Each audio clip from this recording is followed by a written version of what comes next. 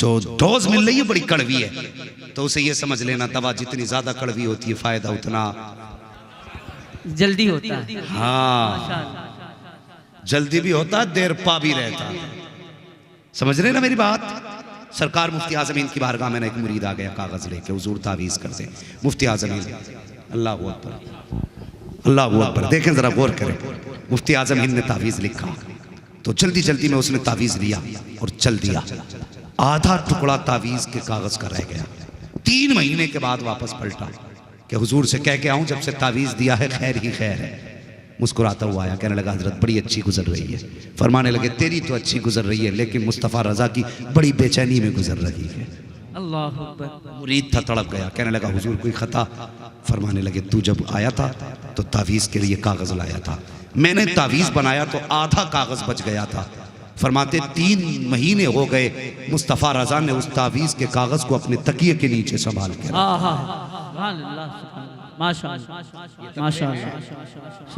उठा के लाओ इन पीरों की, खंगालो जरा कुंडलियां। ये हैं खुदा दोस्त। एक मुरीद का कागज रह गया, 3 महीने तक मुफ्ती आजम ने हिफाजत फरमाई और जब कागज निकाल के दिया कहते हैं अल्हम्दुलिल्लाह आज मुस्तफ़ा रज़ा को सुकून की नींद आएगी। माशाअल्लाह, सुभान अल्लाह, सुभान अल्लाह। ये तकवा आपकी जात में था तो फिर देख खुदा ने करामत का नूर कैसा दिया। इतना बड़ा मुत्तकी। वो बदबख्त कितने लोग ऐसे कह देते हैं आला हज़रत वली नहीं थे, हैं मैंने करामत नहीं देखी। करामतें उनकी बहुत है, बताऊंगा नहीं, अभी जरूरत होगी तो बताऊंगा, लेकिन सिर्फ इससे समझ लो बेटा मुस्तफ़ा रज़ा। किसी ने कहा मुफ्ती आजम से आप आला हज़रत के बेटे? इतना सुन के रोने लग गए। जब रोए उसने कहा माफ़ी, मैंने तकलीफ तो नहीं दी। रोए क्यों? कहने लगे इस बात ने रुला दिया जैसा आला हज़रत के बेटे को होना चाहिए था, अफसोस वैसा मुस्तफ़ा रज़ा ना हो सका। बता आला हज़रत कैसे थे? शर्म नहीं आती? एक मौलवी साहब मिंबर पे बैठ के कहते आला हज़रत ने क्या लिखा? फतावे रज़विया से देख सवाल जवाब की किताब।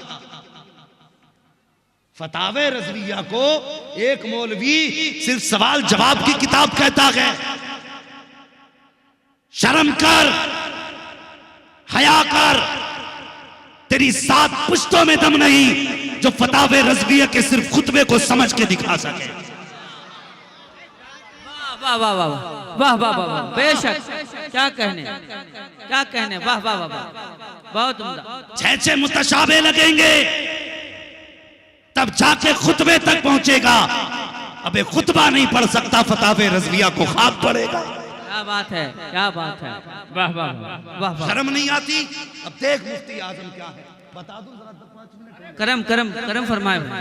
हाँ, वक्त हो चुका है, बस 5 मिनट जी। माजरत के साथ सुने मुफ्ती आजम क्या है, गौर से सुनना प्यारे।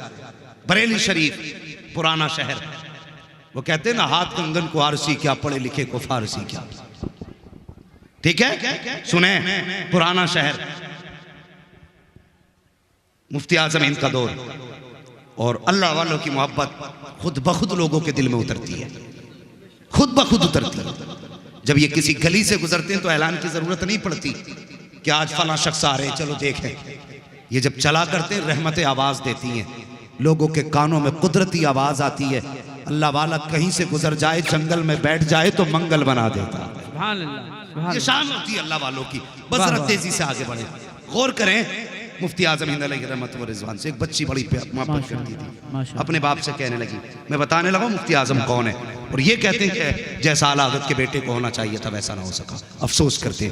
तो बच्ची प्यार करती थी आला मुफ्ती आजम हिंद से, प्यार करती थी। अपने अब्बा से कहने लगी अब्बा जी मुझे ज़रा नन्हे मियाँ का चेहरा दिखा लाओ। बरेली में लोग प्यार से नन्हे मियाँ कहते थे कि मुझे नन्हे मियाँ का चेहरा दिखा लाओ। बाप ने कहा ठीक है बेटी दिखा लाएंगे। लेकिन कुछ दिन गुजरे, बच्ची बीमार हो गई। बच्ची कहने लगी अब बाप तो दिखा लाओ ना। तो बाप कहने लगा बेटी ठीक हो जाएगी ना, फिर दिखा लाएंगे। तो बस कुछ दिन और गुजरे ना, बस बच्ची की जिंदगी का आखिरी लम्हा आ गया, सांसें अटकने लगी। जब आखिरी सांस बच्ची को आई ना, तब बाप को याद आया काश बेटी को जब सेहतमंद थी तभी मुस्तफ़ा रज़ा को दिखा लिया होता। अफसोस बेटी को दिखा ना सका, चाहा ऐसी हालत में ले जाऊं, लेकिन कुछ देर गुजरी बेटी का दम निकल गया, बच्ची का इंतकाल हो गया। चीख निकल गई बाप की, और यार बाप तो बाप होता है ना, बाप तो बाप होता है। चीख निकल गई और बेटी को सीने से लगा के रोने लगा। पीछे से भाई आ गया, क्या हुआ भाई? कहा मेरी बेटी एक ख्वाब लेके मर गई, कौन सा? कहा ये कहती रही मुझे मुस्तफ़ा रज़ा से मिलना है, मुझे पता नहीं था इसकी ज़िंदगी इतनी कम है, अफसोस में इसे मुस्तफ़ा रज़ा के दरवाजे तक न ले जा सका। भाई ने कहा परेशान क्यों है, ज़िंदगी में ना सही मरने के बाद ही ले चल। ये ना देख सकी, कम से कम वो तो इसे देख सकते हैं, वो तो इसे देख सकते हैं। इतनी बात चचा ने कही। बाप ने बेटी का लाशा उठाया, ज़ोहर के बाद का वक्त था, मुफ्ती आज़म की बारगाह में आए, वही सौदागिरान में उस जगह पे आए जहां मुफ्ती आज़म हिंद का तख्त पड़ा हुआ था। अल्लाह अकबर, तख्त पे बच्ची को लिटाया, मुफ्ती आज़म हिंद नमाज में मसरूफ हैं। बच्ची को लिटाने के बाद बाप पीछे हाथ बांध के खड़ा हो गया। मुफ्ती आज़म ने नमाज से फरागत हासिल की, मुड़ के पीछे की तरफ देखा, कहो कैसे आना हुआ, इतना कहना था मजबूर बाप की आंखें बरसने लग गई। ऐसा लगता था जैसे जब्त के बंधन टूट गए हो और आंसुओं ने अपना रास्ता रुखसारों पे बना लिया हो। आंसू टप टप गिरने लगे। फरमाया बात क्या है? उसने सारी बात बताई। अल्लाह अकबर रो के कहता है, हुजूर बेटी जिंदगी में ख्वाब रखती थी आपकी जियारत करे, लेकिन जीते जी न देख सकी। मरने के बाद बेटी की लाश लेके आया हो। आका, जिस बाप ने बेटी की लाश उठाई हो उसकी आंखें कैसे सूखी रह सकती हैं? तो मुफ्ती आजम ने